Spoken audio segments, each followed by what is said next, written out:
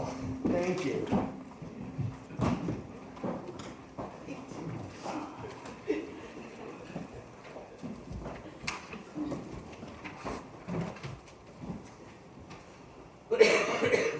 Our gospel this morning is from Mark again, and we have a couple verses that I will read to you.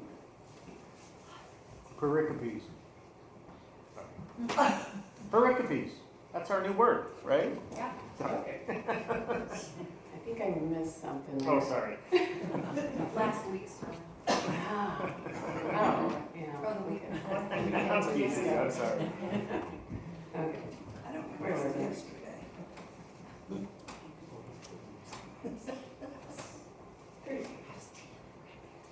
Okay.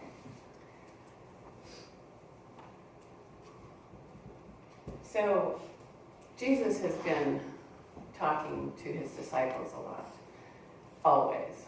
They just aren't getting it sometimes. Who he is, what his mission is, what he's there for, and what he's expecting of them. So, in their confusion, they ask many questions of him. And this is continuation of Jesus' teaching. And a lot of it we've heard before because they don't get it. He has to keep telling them again and again. I think I felt that way too. Okay, so starting at verse 38 in chapter 12 of Mark. Jesus continued teaching and said, "Beware of the teachers of the law. They like to walk around wearing fancy clothes, and they love for people to greet them with respect in the marketplaces. They love to have the most important seats in the synagogues, at feasts,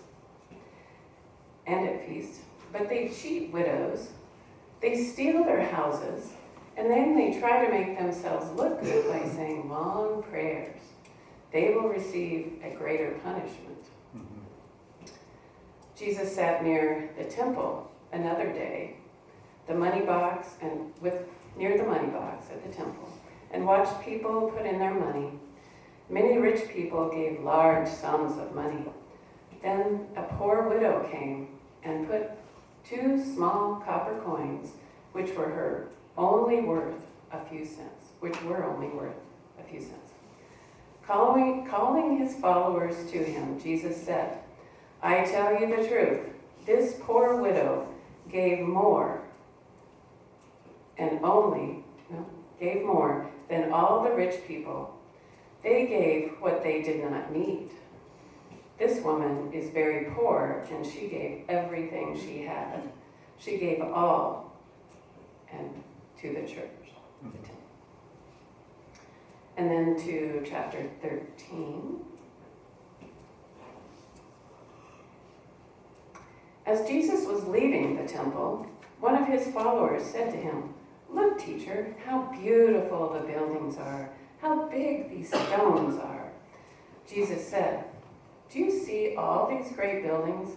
Not one stone will be left on another. Every stone will be thrown down to the ground." Later, as Jesus was sitting on the Mount of Olives opposite the temple, he was alone with Peter, James, John, and Andrew. They asked Jesus, "Tell us when these things will happen, and what will be the sign that they are going to happen?" Jesus began to answer them, "Be careful that no one fools you. Many people will come in my name, saying, 'I am the one,' and they will fool many people. When you hear about wars and stories of wars that are coming, don't be afraid. These things must happen before the end comes. Nations will fight against other nations, kingdoms against other kingdoms. There will be earthquakes in different places, and there will be times when there is no food for people to eat. These things are like the first pains when something new is about to be born." The word of God for the people of God. Thanks be to God. Did you want to share? Announcement. Oh, okay.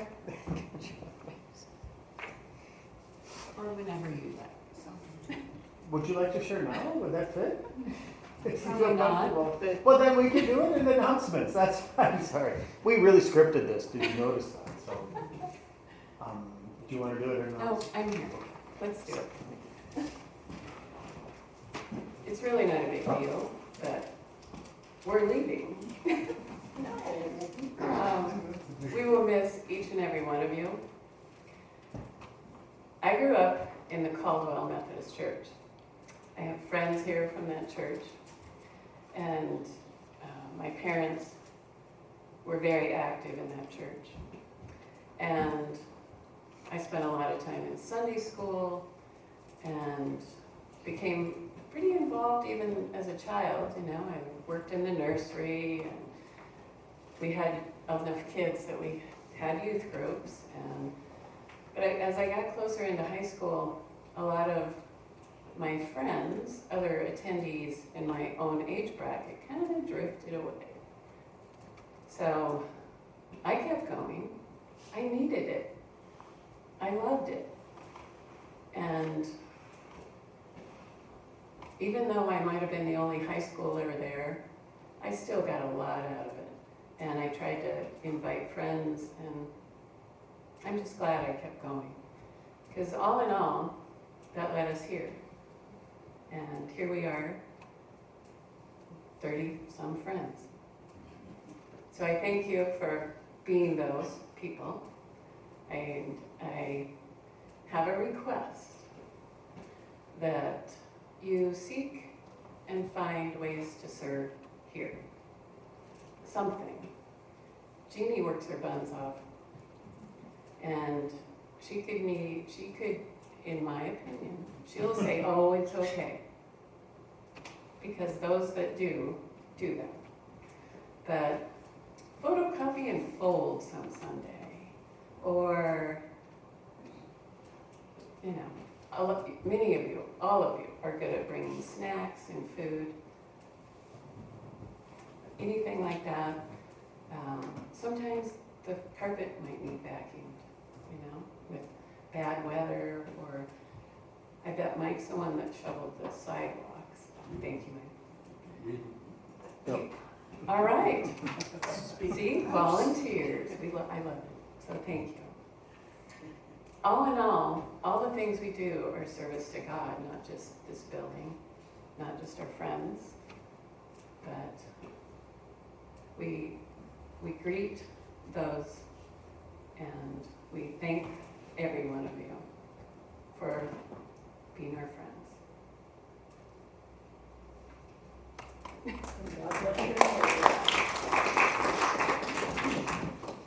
I thought for sure you'd go longer, merrily. Okay, there's a short sermon. No, I'm joking. We lift you and Jeff up and Diane up for the gifts you've given to this ministry we share. Truly, if there was like a ritual we could do right now, it's lifting you up and saying thank you, thank you, thank you. You know, when I arrived here, about a year and a half ago, I've done a number of different churches, and most churches I've been in, okay, it looks nice on the rhythm, but when you dig in as a pastor and see how the sausage is made, there's degrees of dysfunction or something like that in many churches. And lo and behold, here we are, and it's not here. What you have in this church is a group of very dedicated people that have served for a long time, holding down the fort. I hate that analogy, but that's probably the best way to put it. Holding it together so that so many others can come. How many people do we have here, roughly? And then we think of that core group that have held it together for so long. This is what I want to invite to you as part of this. If I can go on a tangent briefly, conventional wisdom in church is a 9-year cycle. This is what they say, those skinny little books that people who study this stuff talk about. They say for 3 years, you should do what you're gifted in. Use your gifts and talents and contribute them to the church. Then, for 3 years, you should do something new and different. Maybe I've never taught Sunday school. Maybe I've never sung in a choir. Maybe I've never really learned how to repair a building as I could. Maybe I'd like to learn about the food bank, whatever it might be. It's taking a life leap out to learn and enrich in yourself for those next 3 years. And then the next 3 years after that, sit back and just enjoy church. How many people could come? You don't need to show of hands, but how many people come here who are the constant worker bees who come in here and go, oh, there's a lot to do this morning. We got to shovel. We got to do the bulletins. We got to do blah, blah, blah, you know, and this is your Sabbath day. You shouldn't be coming in going, oh, I'm exhausted already before I even got here. And that's where the rest of us come in. And it's not saying, I'm going to come in and take a position on the ad council. I don't quite get it yet. I need to learn this in time. You don't need to come in and take a strong position of leadership. What about cleaning? What about making coffee in the morning? Steal Bill's job. You know what I mean? What about folding bulletins? A lot of churches have what they call time and talent forms. Has anyone been in a church with a time and talent form? And they ask every person to fill it out, say, this is somewhere I can contribute, and this is somewhere I'm interested in. And as we grow and into our future, it takes the whole of us. Not just on Food Bank when it's a full court press for Thanksgiving, but all of us. Could we plan a time where a bunch of us got together, cleaned this place up, did the cleaning, decorating for Advent, working in the kitchen, whatever it takes. Listen to your heart. It doesn't have to be, I'm going to take this big position of leadership. But God's nudging you to say, this place matters. What can I do just to step in? If that's God, take a message. I'm busy. Sorry, that's my joke. I always say that. Sorry. And for those of you that are the long-term dedicated, that are the worker bees for so often, your job in this, as they're discerning where to step forward and make their ministry out of their head into their hands, so to speak, God is busy today. I think it is God. Your job, those of you that have done this for so long, your job is to shepherd them along, to walk and welcome those new people, teach them the ropes, guide them along the way. Sorry, a little ecclesiology story in the background there. Let's shift that gear, and thank you again, Mary Lee. Let's shift that gear to this week's scripture, the gospel. Once again, I'm going to share, like I said last week, we're kind of a week behind, so to speak, because we celebrated All Saints' Day on one Sunday. So what we read today was last week's gospel of the 2 copper coins, and this week's about the temple, which is 2 copper coins in a temple, just for the title. You see how that goes? Another boring one for you. Last week when we were sharing, I only got through 1 week. And chances are this week I'll only get through 1 week too, so we'll still be behind. But work with me here. I think you all know on the grander scheme of Mark, I've been talking about this, where we're at in the gospel. Jesus has entered Jerusalem, what we honor as Palm Sunday. And now he is in the midst, the thick of it, in Jerusalem. We've shared some of those stories. I won't repeat them from last week. But these 2 stories we get today are him teaching in the heftiness of the cultural zeitgeist, the political environment, in the midst of it all. This is the heavy time. He has entered Jerusalem. We walk very closely to the Passion story now. This is leading up to that. And here's the thing, there are such great messages he is sharing in the midst of this, and they deserve the time to let him breathe and unpack. So we take this story today of the widow giving her 2 copper coins. Most of you have probably heard this before, right? This is not the first time you've read this. And most of you have probably heard a message or read an interpretation saying something like this: what a generous person she was. She gave all that she had for the good of God. Sound like a good message, right? And you know what? That's a good message from a church in power. It's a good business model. No matter how much you have, even if you're poor, give it all to the church, right? Yeah, that's a good business model. We'll make some cash that way. You know what I'm saying? We could get all this fancy stuff if we followed that model. We could get padded chairs in the cold fellowship hall. Wouldn't that be cool? We could have catered breakfast from Stacy's Cakes. How about that? Let's fancy it up because people are given to the church. And you know what? This will make me realize my dream of having a full immersion baptism font / jacuzzi. Think about that for a moment. And while we're at it, let's just attach a sauna on the side of the parsonage if you don't mind, because the widow's giving all her money, you know. Let's get rich. Trouble is, that's not what's happening here, friends. And oftentimes I read these commentaries to get myself back on track and understand it. And when I run into someone who just says it better, I don't want to repeat them in my own words. So here are these words from Reverend Dr. Cheryl Lindsay, one of the commentaries I like to read each week. The widow demonstrates exemplary generosity and faith in her giving. Yet it's important to note that she was not asked to do that by Jesus. She was not asked to do that by Jesus.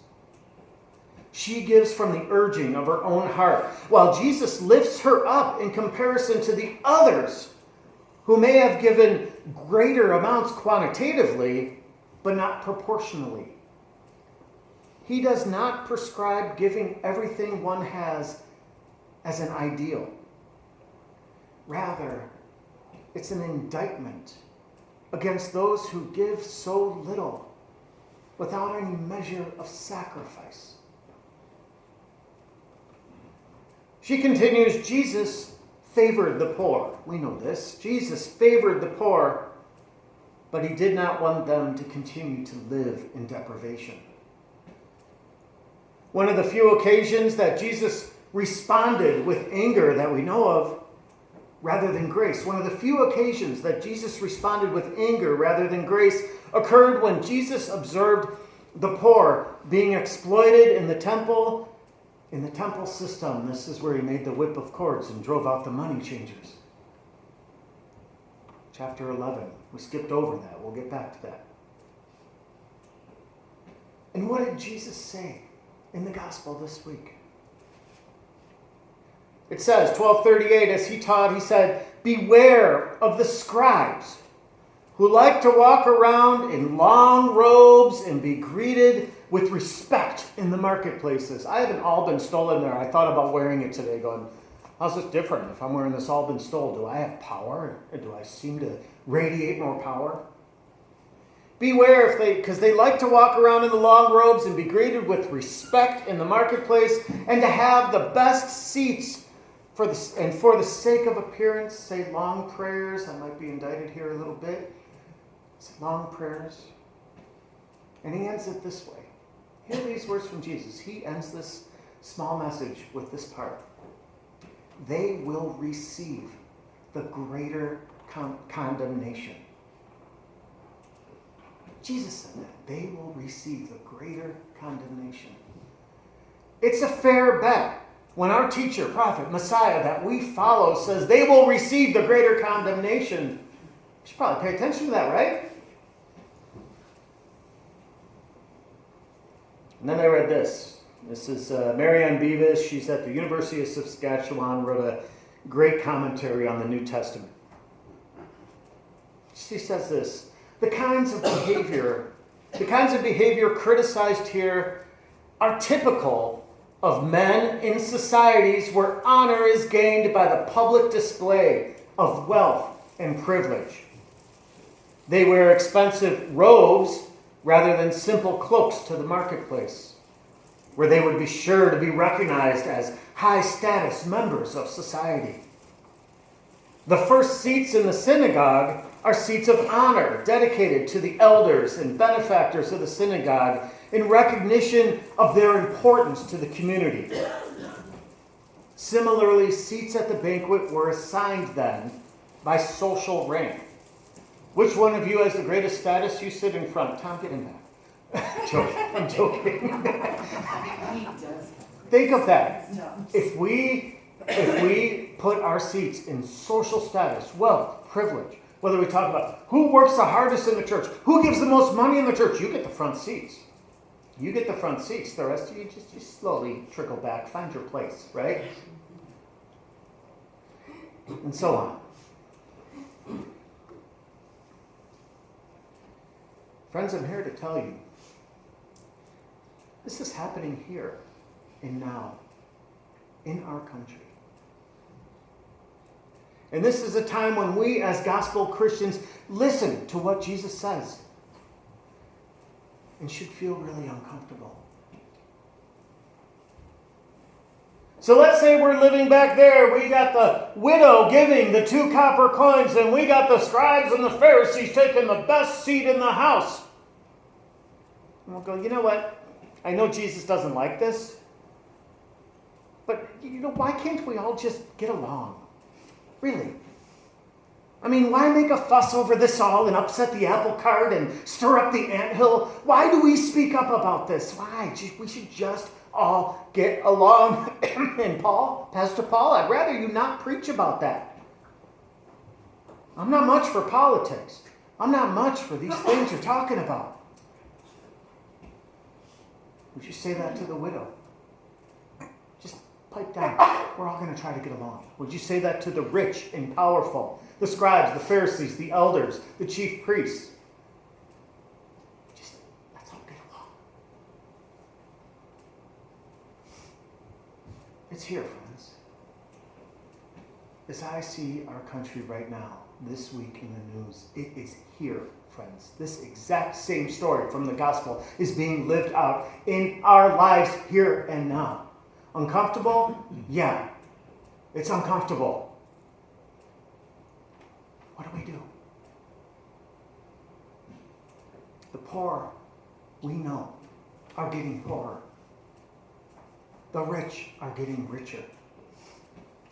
The meek are losing less voice and are more powerless, and those that have power have more voice and control over all of us. This is happening. And I don't speak this as a political message. I speak this as the gospel we just read together. I just gave you 2 interpretations, scholars saying this is the criticism. That those rich in power trample on the feet. It's not about that widow going, I gave everything I had. It's about what made that widow poor in the first place. That's why Jesus is angry at the money changers. That's why Jesus says that haunting phrase, they will receive the greater condemnation. Not usually the tone we get from Jesus.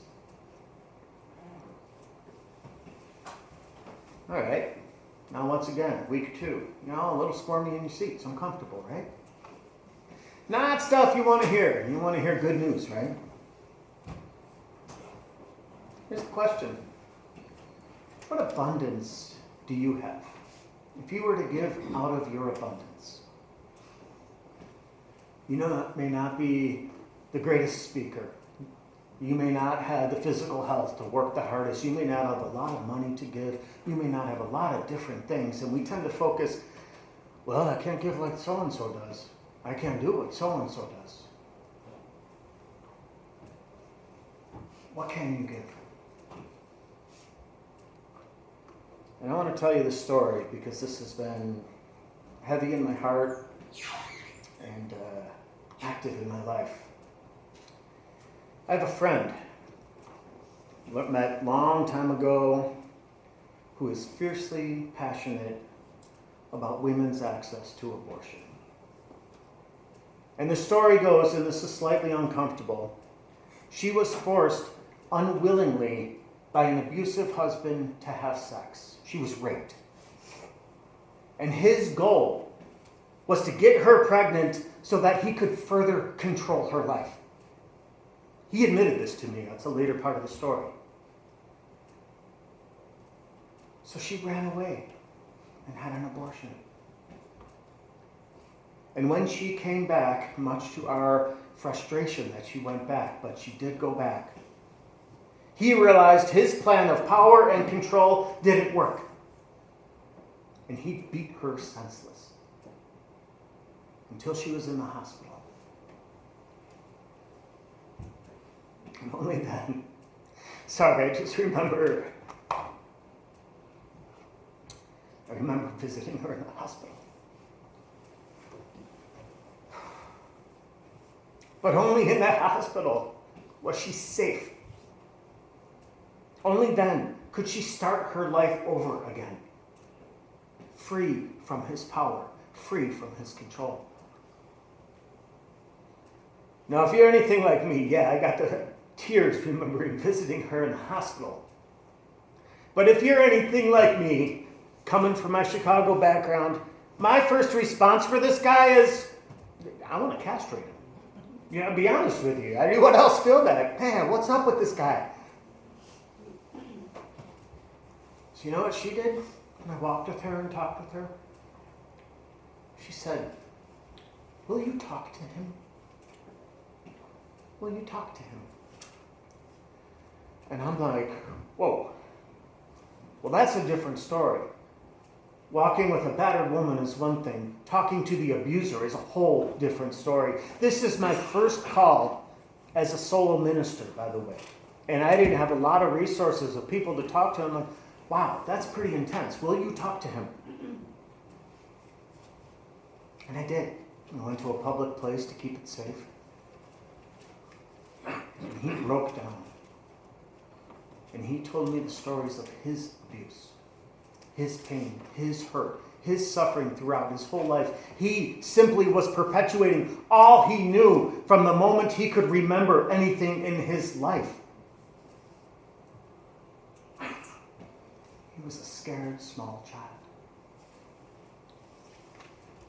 Anyway, that was a good 10, 11 years ago now. Maybe 13, come to think of it. And I want to tell you what happened. We got him help. We got him help for his mental health. We got him good therapy resources. We got him into groups. We got everything full court press, walking with him regularly to help him and heal him from the childhood trauma he was perpetuating, from the hurt and pain that was contagious in his life. And it was about 2.5 years later, 3 years later, knowing he was healthy, more healthy, she welcomed him back into her life, and they chose to start a family, a healthy family.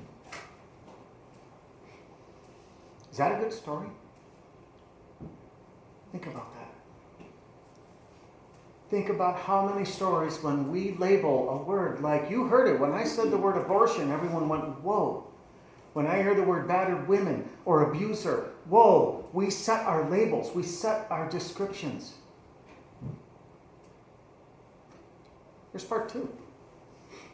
I was in touch, this is why I'm bringing this up. I was in touch with her again last week. And she was asking, Pastor Paul, what do I do? She used to call me PP. That whole church called me PP, which was funny. Pastor Paul, PP. And what do I do?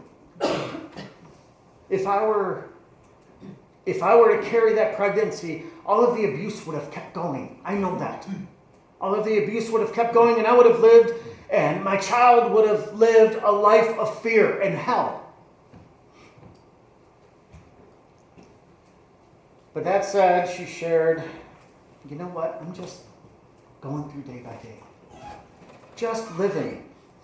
I got an okay job. This was an update she gave me. I'm okay. I got an okay job.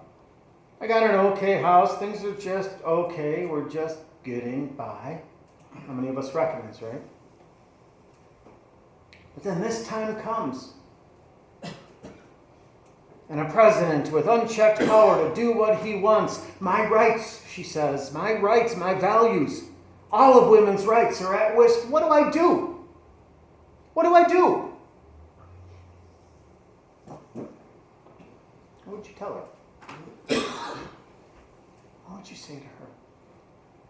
Now that you've had the privilege of hearing more of her story, I actually asked if I could share this as well. What would you do? What would you advise her to do? Here's the good news, friends. You have it in you. You would have it in you to talk to her, to love her. You have it in here to hold her hand and walk forward. even if you don't necessarily agree with the blanket statement of politics that we're talking about, you had the privilege to hear one soul story and journey. Story of resurrection, I will say. Friends, when we step forward, honoring the gospel ministry of Jesus Christ, perpetuating that mission, modeling that behavior, walking as disciples, each and every one of us, you don't have to solve all the world's problems. You don't have to have it all figured out. You need only love. Love courageously, fearlessly, powerfully. You need only open your heart and know what is right. You need only give your own version of the 2 copper coins. It's been sitting with me since I read it a few weeks ago, this line from Mary Oliver. I think it's from the poem A Summer's Day. I forgot to write it down. The last line says, "Tell me, what will you do with this one wild and precious life?" How many of you know that? Tell me, what will you do with this one wild and precious life? Who will you be when you see the gospel being thrown aside in this very time and place in your lives? Who will you be 10 years down the line? If those youngsters, like we talked about last week, said, "Where were you? What did you do?" The good news, friends, is it's just those 2 copper coins. That's what we're asking from each and every one of you. And we will cover the temple next week. Peace be with you, friends.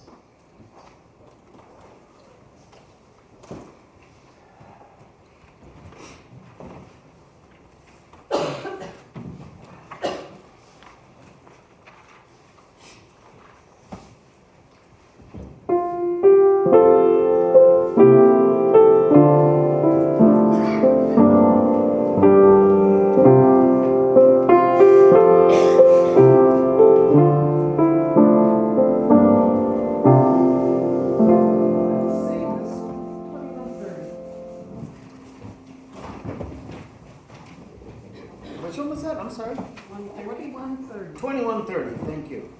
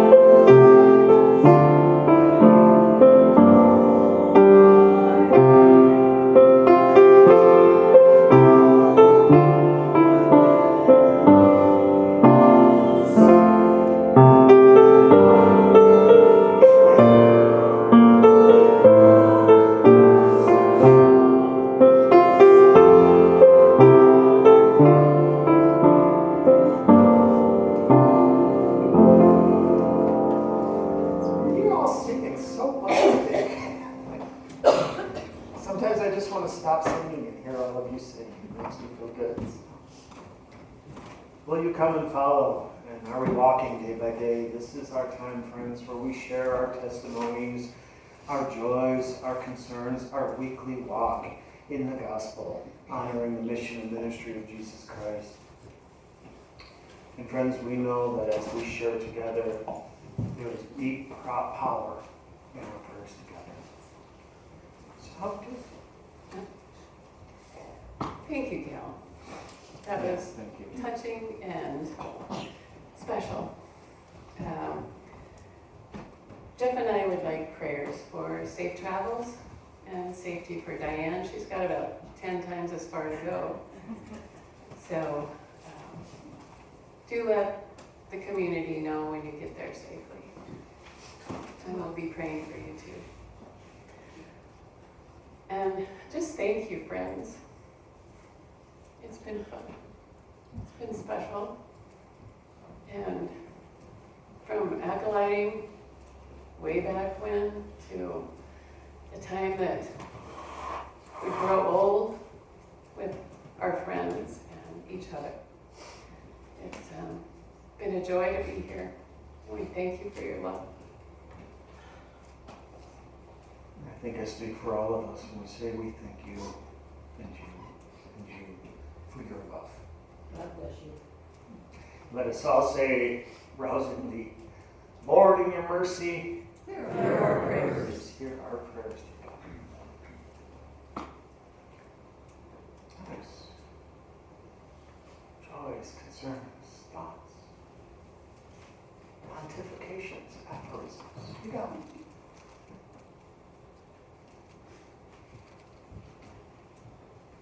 It's a heavy day. It's heavy in our culture, in our world, and it's heavy in this church.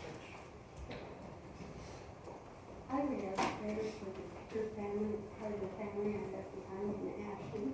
Yesterday in Baker City, they celebrated the life of another father, grandfather, father-in-law. Very close friend. They need our prayers. Pickard family.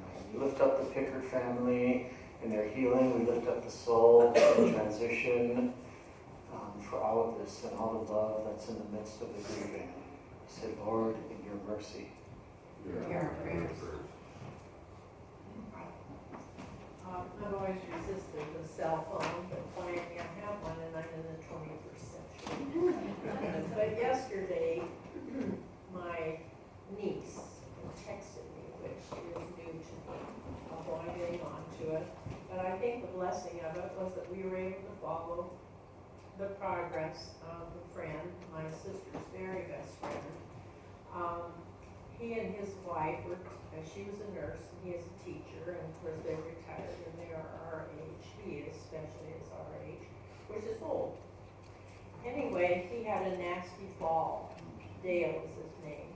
He fell, and the first assessment when he arrived at the hospital was that the fall had gashed his head and a nasty gash, and that it appeared that he had a large hematoma bearing on his spine with a cervical crack of the neck. And so with this wonderful technology that we have, she kept sending back a report with what the doctor was saying. The hematoma was not there, and it was arthritis that they were seeing shadows of. But he did have a crack in the cervical spine, which required a collar for 2 months for him. And the gash had started to bleed a little bit, but they got that taken care of. And he was in his bed in a regular unit, and he was doing very well and in good spirit.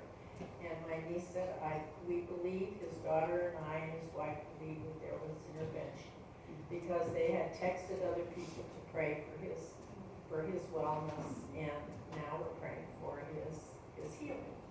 Absolutely. We lift up Dale and his healing. We lift up the power of God in healing, and we lift up the love of all who share and gather around for healing. We lift up Dale. And we also give thanks for the gift we have to have access to the medical resources we have. Always remember, it's a privilege in our world. To all of this, we call it upon God, Lord, your mercy. Hear our prayers. I was not on a business call, I was on a call to help somebody. I was doing the Lord's work, and I was on my phone. Sorry about that, but it's good day praying. Also, everything is fine. Pray for the healers all amongst us, including Charlotte, and all of the ways we give our 2 copper coins, our small, humble selves, to the ongoing healing, to the ongoing practice of resurrection. Others. Dan. If I was a great singer, I would sing you guys this song. This is the wonderful thing of the 21st century, is the ability to just touch a button and play this. And some of you are going to know this, and some of you are not going to know this song. But if you don't know this song, I would encourage you to listen to it, particularly today, because we're saying goodbye to friends and stuff.